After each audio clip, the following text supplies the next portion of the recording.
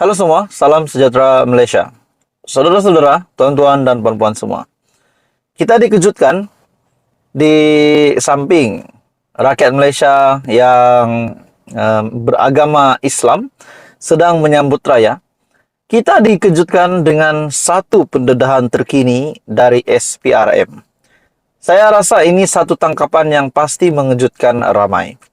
Tapi, tuan-tuan dan puan-puan semua, sebelum ini juga ada satu kenyataan dari Bersatu di mana mereka menggesa untuk SPRM mendedahkan siasatan berkenaan dengan siasatan terhadap Kementerian Sumber Manusia, di mana V. Sivakumar sebagai Menteri Sumber Manusia yang dikatakan telah menggantung pegawainya namun dilihat bertugas semula, dan itu menimbulkan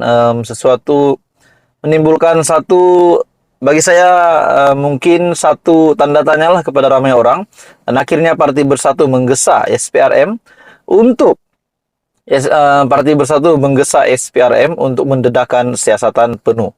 Jadi hari ini pula, saudara-saudara, pendedahan terkini dari SPRM. Bagi saya ini satu tangkapan yang mengejutkan ramai, di samping yang lain menyambut hari raya.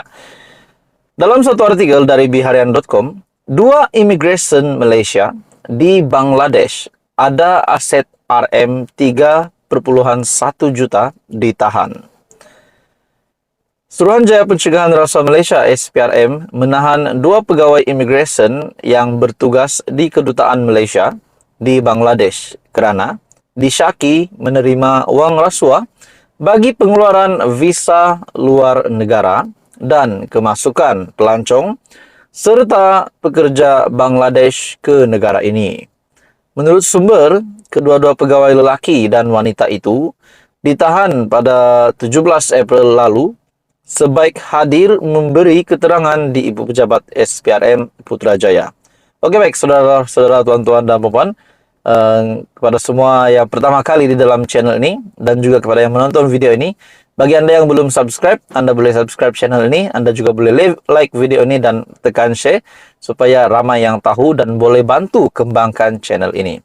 Dalam artikel ini, SPRM mengesan transaksi kemasukan wang yang mencurigakan ke dalam akaun bank kedua-dua suspek dan mereka telah diarahkan pulang ke Malaysia untuk membantu siasatan kes. Mereka direman 3 hari bermula 18 April selepas Magistrat Irzah Zulaika Rohanuddin mengeluarkan perintah reman di Mahkamah Magistrat Putrajaya pada Selasa, iaitu pada 18 April menurut sumber itu. Selain itu, sumber turut memaklumkan lebih 20 akaun bank membabitkan individu dan syarikat berkaitan telah diambil tindakan pembekuan. Pembekuan akan akaun dan penyitaan harta tak ahli membabitkan. Penyitaan 8 bidang tanah dianggarkan bernilai kira-kira RM3,1 juta. Sementara itu, Ketua Pesuruhjaya SPRM Tan Sri Azam Baki ketika dihubungi mengesahkan penahanan itu dan memaklumkan siasatan dijalankan di bawah Seksyen 17 dalam kurungan E Akta SPRM 2009 dan Seksyen 4 dalam kurungan 1 Akta Pencegahan Pengubahan Wang Haram, Pencegahan Pembiayaan Keganasan dan Hasil daripada Aktiviti Haram ataupun AMLA TFPUAA 2001. Saya tidak tolak kemungkinan terdapat lagi beberapa tangkapan lain akan dibuat selepas ini. SPRM juga sedang mengesan seorang individu bernama Siti Liana Sakijan untuk membantu siasatan kes berkenaan.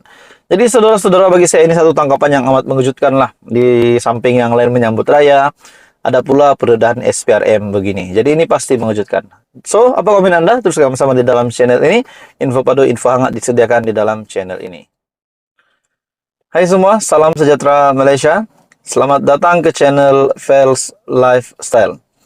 Saudara-saudara, tuan-tuan dan puan-puan semua, satu lagi isu yang panas yang menggemparkan kita hari ini, di mana Presiden PAS ataupun Timbalan Pengerusi Perikatan Nasional diminta untuk kemukakan satu bukti di mana beliau ini telah menganggap seseorang pemimpin ini adalah komunis.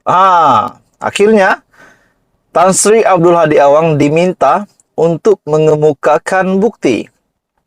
Persoalannya, saudara-saudara, kalau Tan Sri Abdul Hadi Awang tidak berjaya untuk memberikan bukti, adakah beliau akan dicop sebagai penipu? Itu menjadi persoalan. Dalam satu artikel, Kit Siang nafi seorang komunis, desak Hadi ke muka bukti. Veteran DAP Lim Kit Siang menggesa Presiden PAS Tan Sri Abdul Hadi Awang mengemukakan bukti terhadap dakwaan kononnya beliau adalah seorang komunis. Ini pasti kejutan besar kepada semua penyokong PAS, penyokong Perikatan Nasional, dan kepada penyokong Tan Sri Abdul Hadi Awang, dan kepada seluruh penyokong kepimpinan Perikatan Nasional. Dalam artikel ini, Lim Kit Siang berkata, beliau tidak pernah menjadi seorang komunis.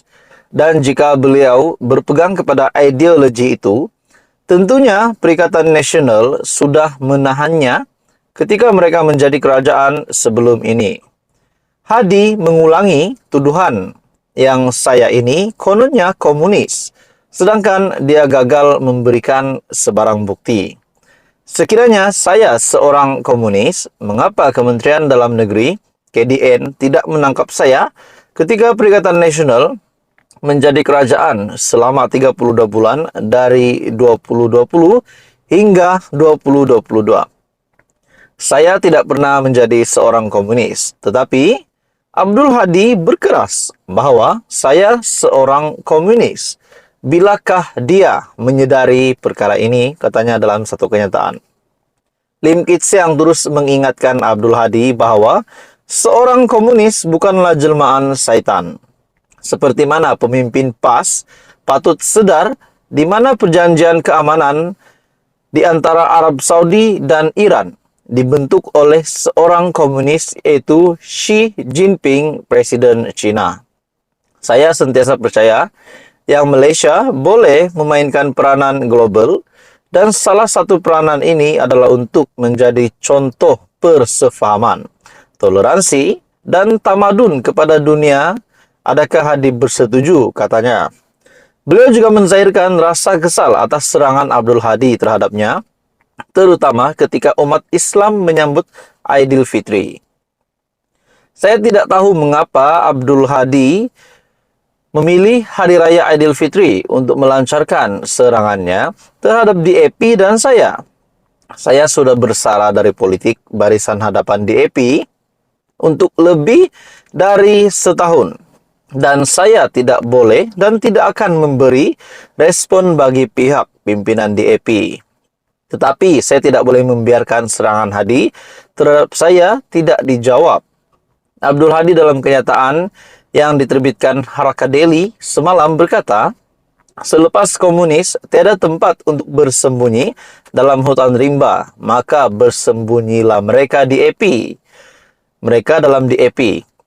Ahli Parlimen Marang itu berkata, DAP tidak mengubah pendirian Malaysia apabila parti itu secara terbuka mempertahankan sekularisme walaupun Islam agama rasmi negara. Jadi akhirnya saudara-saudara, Presiden PAS diminta untuk mengemukakan bukti. Kit Siang nafi seorang komunis, desak Hadi ke muka bukti. Apa Hadi nak jawab lepas ini? Tuan-tuan dan semua, teruskan bersama di dalam channel ini untuk perkembangan yang lanjut dan perkembangan politik yang lain. Jangan lupa tekan butang like, share, dan subscribe.